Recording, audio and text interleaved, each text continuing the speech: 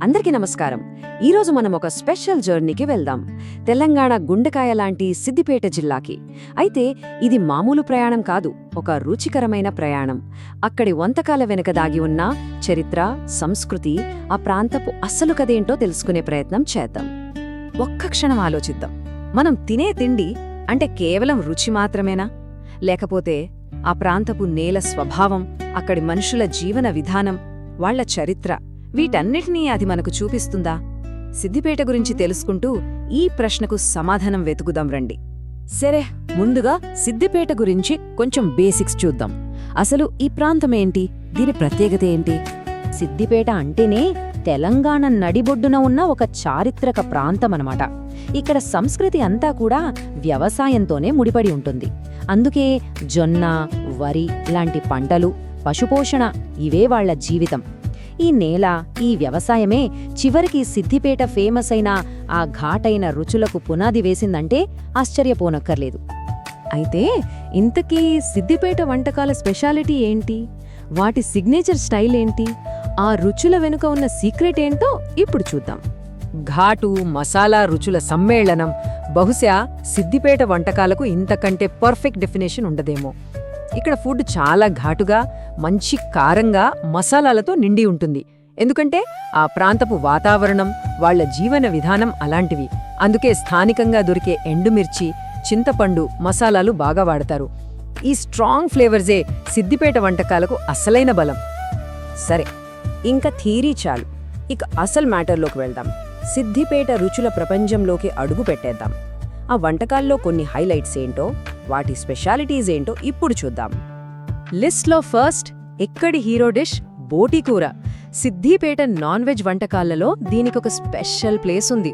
ఇది జస్ట్ ఒక కర్రీ మాత్రమే కాదు, పశుపోషణ వాళ్ల జీవితంలో భాగం కాబట్టి ఏది వేస్ట్ చేయకూడదు అనే వాళ్ల ఫిలాసఫీకి ఇదొక నిదర్శనమన్నమాట. నిజానికి బోటికూర చేయడం ఒక ఆర్ట్ లాంటిది. ఫస్ట్ స్టెప్, బోటిని చాలా శుభ్రంగా కడిగి ఉడికిస్తారు. ఆ తర్వాతే అసలు మ్యాజిక్ మొదలవుతుంది. నూనెలో ఉల్లిపాయలు, అల్లం వెల్లుల్లి, ఆ ఘాటైన మసాలాలన్నీ వేసి ఉడికించిన బోటిని కలిపి గంటల తరబడి స్లోగా ఉడికిస్తారు. ఇంత టైం తీసుకోవడం వల్లే ఆ మసాలాలన్నీ దానికి పట్టి ఆ అద్భుతమైన టేస్ట్ వస్తుంది. చూడ్డానికి సింపుల్ స్టెప్స్ లాగే ఉన్నా అసలైన రుచి రహస్యం అక్కడే దాగి ఉంది కదా. బోటీ కూర లాంటిదే ఇంకో ఫేమస్ డిష్ తలకాయ కూర. పేర్లోనే ఉంది కదా. మేకతలను శుభ్రపరిచి ముక్కలుగా కోసి సేమ్ మంచి ఘాటైన మసాలాలతో వండుతారు. ఇది కూడా అంతే, జంతువులోని ప్రతి భాగాన్ని వాడుకోవాలి అనే వాళ్ల రూరల్ లైఫ్ స్టైల్కి, ఆ సిద్దిపేట స్టైల్ ఘాటు రుచులకి ఇదొక పర్ఫెక్ట్ ఎగ్జాంపుల్.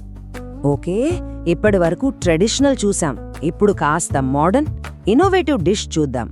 అదే మిర్చి బజ్జీ పులావ్. భలే ఉంది కదా పేరు. కారం కారంగా ఉండే మిర్చి బజ్జీలను మంచి సువాసన వచ్చే బాస్మతి పులావ్తో కలిపి వండుతారన్నమాట. ఇది ట్రెడిషన్కి, క్రియేటివిటీకి మధ్య ఒక బ్రిడ్జ్ లాంటిది. సిద్దిపేట ఫుడ్ కల్చర్ ఎప్పటికప్పుడు ఎలా ఎదుగుతూ ఉంటుందో చెప్పడానికి ఇదొక మంచి ఉదాహరణ. అంత నాన్ వెజ్ అనుకుంటున్నారేమో? అస్సలు కాదు. ఇక్కడ వెజ్ ఐటమ్స్ కూడా అంతే ఫేమస్. అందులో కింగ్ ఎవరంటే గోంగూర పచ్చడి. పుల్లగా ఉండే గోంగూర ఆకుల్ని వేయించి ఎండుమిర్చి, వెల్లుల్లితో కలిపి నూరుతారు. అసలు తెలంగాణ వంటల్లో గోంగూరకి ఒక స్పెషల్ ప్లేస్ ఉంది. ఎందుకంటే దాని పులుపు ఆ ఘాటైన నాన్ వెజ్ రుచుల్ని పర్ఫెక్ట్గా బ్యాలెన్స్ చేస్తుంది.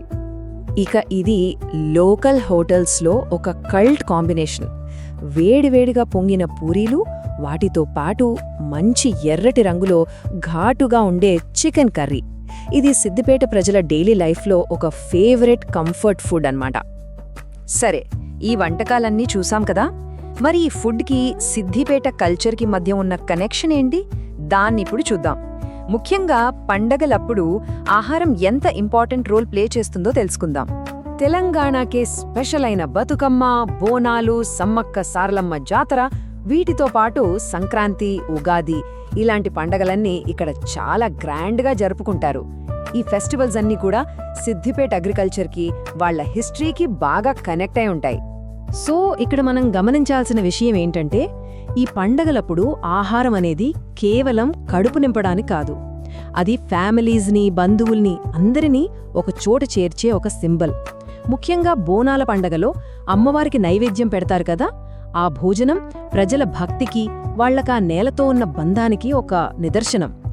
దీన్ని బట్టి అర్థం చేసుకోవచ్చు ఇక్కడి కల్చర్లో ఫుడ్ ఎంత లోతుగా వేళ్ళూనుకుపోయిందో. ఓకే, ఇప్పటిదాకా మనం సిద్దిపేట చరిత్ర, వంటకాలు, పండగలు ఇలా చాలా విషయాలు చూశాం. సో వీటన్నిటినీ కలిపి చూస్తే సిద్దిపేట అసలైన ఐడెంటిటీ ఏంటి? దాని గుర్తింపు దేన్లో ఉంది? ఈ 3 పాయింట్స్ బహుశా సిద్దిపేట జిల్లా మొత్తం కథను మనకు చెప్పేస్తాయి. మొదటిది, అక్కడి ఘాటైన వంటకాలు, పచ్చళ్ళు. అవి ఆ నేల స్వభావాన్ని చూపిస్తాయి. 2, మటన్, బోటీ, చికెన్ లాంటి వంటకాల్లో వాళ్ల స్పెషాలిటీ. అది వాళ్ల జీవన విధానాన్ని చూపిస్తుంది. కాని వీటన్నింటికంటే ముఖ్యంగా ఆ రుచులను అందరితో పంచుకునే సంస్కృతి, పండగలు, ప్రజల ఆతిథ్యం. ఇదే సిద్దిపేటకు అసలైన గుర్తింపు. చివరగా ఒక ప్రశ్నతో దీన్ని ముగిద్దాం. సిద్దిపేట వంటకాల వెనుక ఉన్న ఈ కథ, ఈ చరిత్ర, ఈ సంప్రదాయాలని చూశాక ఒక ప్రాంతం యొక్క ఆత్మను, దాని కథను నిజంగా అక్కడి వంటకాల ద్వారానే కదా మనం పూర్తిగా అర్థం చేసుకోగలం. ఏమంటారు?